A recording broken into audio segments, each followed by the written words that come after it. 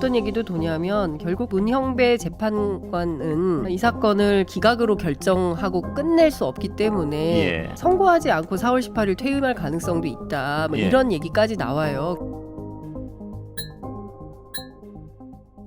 헌재가 기어이 오늘도 윤석열 탄핵 선고일 고지를 안 하며 이번 주 선고는 물론이고 3월 내 선고도 거진 불투명해졌습니다. 이에 그동안 찌라시로 치부했던 헌법재판소가 5대3으로 갈렸다라는 식의 이른바 데드락 상태가 점점 기정사실화돼 가고 있는데, 오늘 박주민 의원의 전언에 따르면 평의가 사실상 마무리됐다는 소식도 있지만 정작 일부 기자들은 전혀 다른 비관적인 전망을 내놓는 중입니다. 그럼에도 진실은 평의 당사자인 헌법재판관들만 알기에 뭐가 맞다 틀리다 말하기는 어렵겠으나 헌재 내부 상황이 녹록지 않은 것만은 사실인 것 같습니다. 특히 경악스러운 것은 앞서 장윤성 기자가 말했듯 헌재가 문형배 이미선 재판관의 퇴임 날인 4월 18일까지도 윤석열 탄핵 선고를 하지 않을 수도 있다는 얘기가 나오고 있다고 하며, 심지어는 워낙에 분위기가 이상하니 6월 선고설까지 도는 상황이란 것입니다.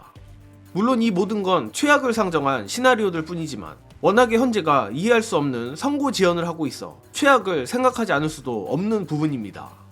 이거 정말 민주당이 하루라도 빨리 특단의 조치를 취해야만 할 것 같은데, 각설하고 장윤성 기자가 전하는 헌재의 불안한 징조들 영상으로 보시고 이어가겠습니다. 저는 이 모든 게 윤석열 구속 취소 사태 3월 7일, 3월 8일 석방 이후에 상당히 기류가 난기류에 봉착한 것은 사실이고, 심지어 평의마저도 하루에 1시간, 하루에 2시간 이렇게만 하고 있는 거잖아요. 이제 그런 걸 보면 뭐 밤을 새워서라도 적극적으로 빠르게 결정하겠다라는 태도는 아닌 것이고, 그게 이해가 안 돼요. 그렇죠. 뭐 이견이 있으면 국민들이 이렇게 비판을 하고 전 국민이 이렇게 목이 빠져라 기다리고 있는데 선고일은 안 정한다? 그냥 그 문구 가지고 법대로 한다. 근데 그 법대로 하면 괜찮은데 법대로 또 지금 안 하고 있잖아요. 아니, 법대로 하고 있잖아요. 180일 이내에 하게 돼 있으니까. 그래서 6월 12일설까지 나오는 거고, 어떤 얘기도 도냐면 결국 문형배 재판관은 이 사건을 기각으로 결정하고 끝낼 수 없기 때문에 선고하지 않고 4월 18일 퇴임할 가능성도 있다. 뭐 이런 얘기까지 나와요. 그러니까 이런 상황이 되면 어떻게든 집에 가지 말고 오늘은 우리 이거 논의해서 결정합시다라고 해야 되는데, 이 재판관들이 다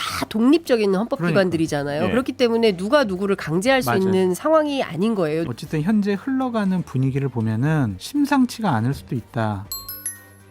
만약 정말로 4월 18일 문형배 이미선 재판관이 퇴임하는 날, 실질적으로는 4월 초인 다음 주까지 헌재가 윤석열 선고 공지를 하지 않는다면 장윤성 기자의 불길한 예측을 사실이라 봐도 틀린 말은 아닐 겁니다. 바로 이 이유 때문에 민주당이 계속 한덕수를 향해 마은혁 재판관 임명을 촉구하는 것인데, 이제는 더 이상 지체할 시간이 없어 보입니다. 이재명 대표가 2심 무죄로 날개를 달았다고 해도 조기 대선이 열려야 의미가 있는 것이고, 윤석열이 파면되지 않으면 조기 대선은 열리지 않습니다. 그러나 헌재 내부의 보수 성향 재판관들의 태업으로 의심되는 작금의 상황을 보면 윤석열 파면은커녕 오히려 윤석열 복귀를 도모하는 거 아닌가 싶을 정도인데, 민주당도 저 보수 성향 헌법재판관들의 사법 쿠데타를 매우 중하게 생각하고 모든 특단의 수를 강구해야만 합니다. 그리고 민주당도 민주당대로 모든 수를 써야 하지만 우리 민주시민들의 역할도 없지는 않습니다. 마침 장윤성 기자의 말에 이어 장성철 소장이 상당히 의미 있는 발언을 덧붙였는데, 해당 영상도 보시고 오겠습니다. 그런데 말입니다. 이 만약에 지금 뭐 기각이나 뭐 각하를 주장하는 헌법 재판관들이 있다면요, 그 후폭풍을 정말 감당할 자신 있을까요? 전 국민이 쳐다본 그 사안에 대해서 기각이나 각하를 주장할 수 있다? 이거는 자신들의 어떤 가진 권한을 극도로 과대 해석하는 것 같아요. 여론의 지형이 옛날 박근혜 대통령 탄핵 때처럼 일방적이면 90대 10 이러면은 당연히 여론의 압박을 받겠죠. 근데 지금은 상당히 많이 근접해요. 보수 성향의 재판관들이 생각하는 가치관과 세계관과 대한민국은 좀 다른 것 같아요. 결국 장성철 소장이 저런 소리를 하는 걸 보면 내란 세력이 보수 성향 헌법재판관들에게도 저런 논리를 설파하는 것 아닐까 의심해 볼 만하다 생각합니다.